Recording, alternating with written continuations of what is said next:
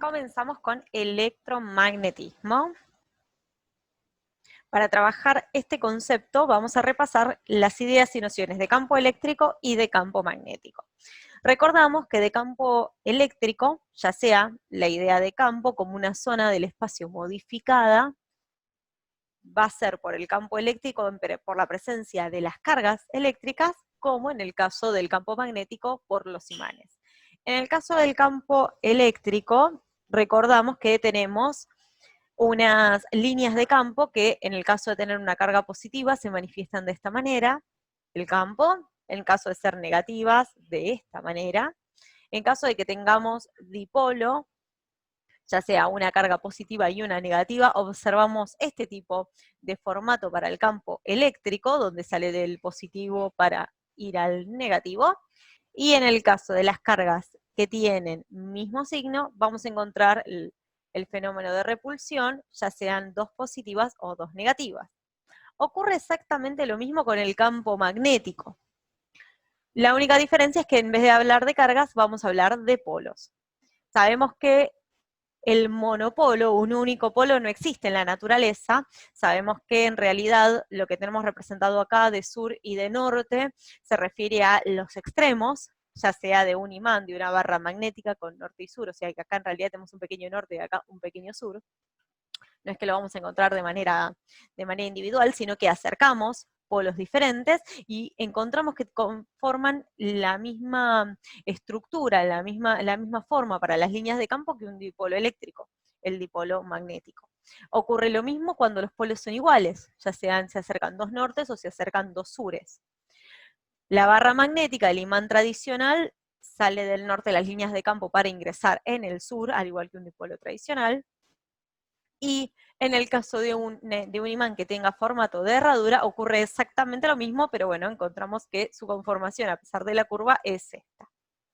Vamos a llamar de manera más técnica a flujo, ya sea eléctrico o magnético, a determinada cantidad de líneas de campo que atraviesan una pequeña superficie. Por ejemplo, no es lo mismo yo elijo una superficie donde entran unas determinadas líneas de campo, va a tener un determinado flujo, que si elijo una superficie quizás muchísimo menor, va a tener una determinada cantidad de líneas de campo diferentes que ingresan y por lo tanto el valor del flujo va a ser distinto.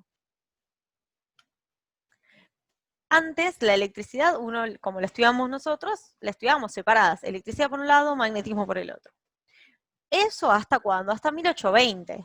Se consideraban fenómenos independientes, pero después de eso se empezó a experimentar y se encontró con que en realidad no son fenómenos independientes, sino que corresponden a uno mismo, al electromagnetismo. ¿Y por qué o cómo? Bueno, lo que se hizo fue agarrar un circuito tradicional, como el que estuvimos analizando en las clases anteriores, y se cerró ese circuito y comenzó a fluir cargas eléctricas, por ejemplo, acá en este circuito con una pila.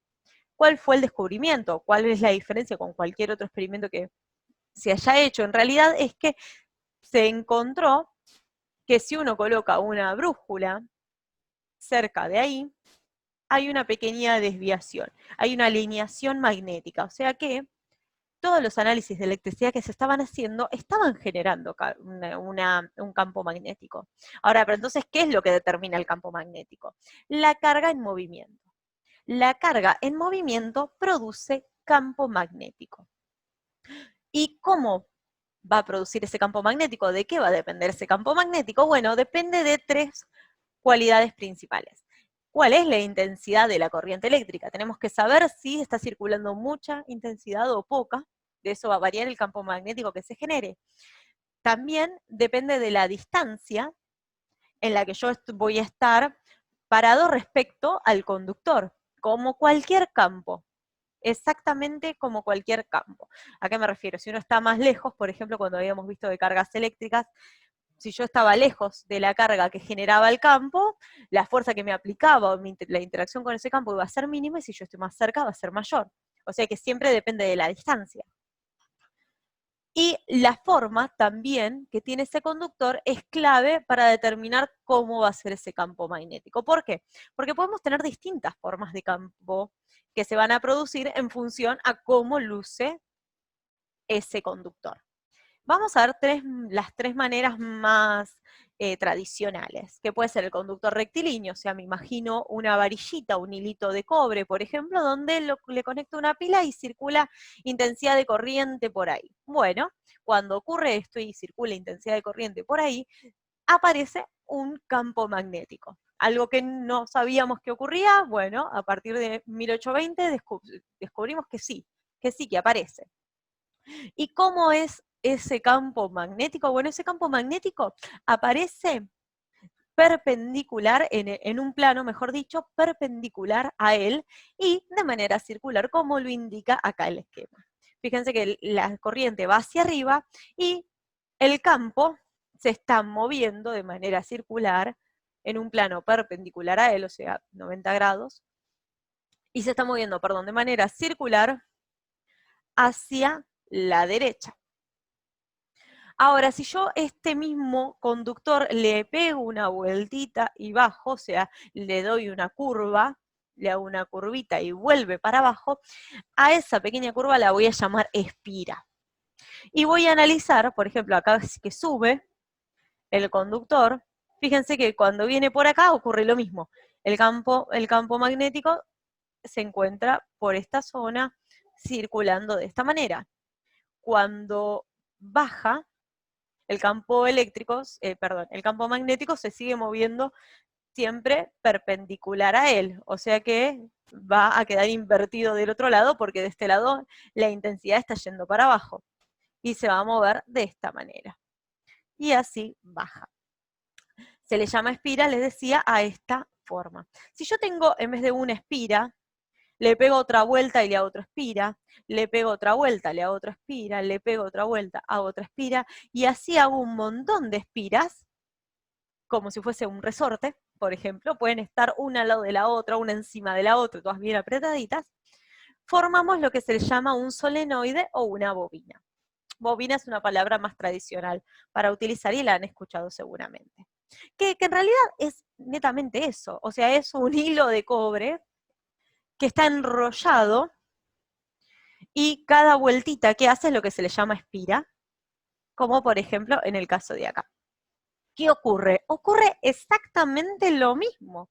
No modifica en mucho el campo magnético, sino que en realidad lo que estamos viendo acá es que se potencia. ¿Pero cómo se potencia? Y sí, porque acá está circulando, por ejemplo, por acá sube la intensidad de la corriente. Entonces, ¿qué hace?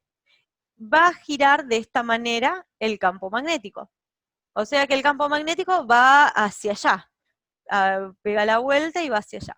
Más abajo pega la vuelta y va hacia allá. Más arriba pega la vuelta y va hacia allá. La otra espira también hace este movimiento y va hacia allá. Pega la vuelta y va hacia allá. O sea que todas tienen el mismo sentido. De un lado y del otro refuerza el sentido contrario. Entonces, a medida que pega la vueltita, va reforzando todo ese camino que hace. ¿Qué significa? Que este pequeño girito de la espira 2, este pequeño girito de la espira 3 y así sucesivamente para cada uno, conforman un giro gigante que está haciendo de norte a sur el campo magnético. Entonces lo que hace es, en el centro se concentran más cantidades de líneas de campo, por lo tanto tenemos un campo magnético muchísimo más concentrado. O sea que cada uno de estos pequeños circulitos se concentran en el centro e indican una dirección en la cual se está emitiendo ese campo magnético. Todos los campos magnéticos, como así mismo vimos en el campo eléctrico, generan una fuerza.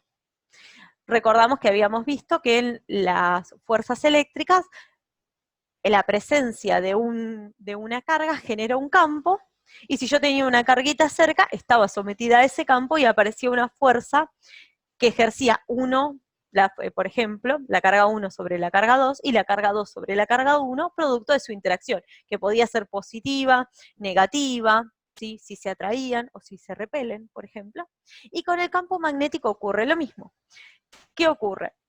El campo magnético interactúa con la intensidad de corriente de otro hilo conductor, y ese hilo conductor tiene un campo magnético que no está graficado acá, pero también ese campo magnético 2 va a interactuar con la corriente 1 y aparece una fuerza, con la misma idea que el campo eléctrico, una fuerza repulsiva o atractiva, exactamente igual, exactamente igual.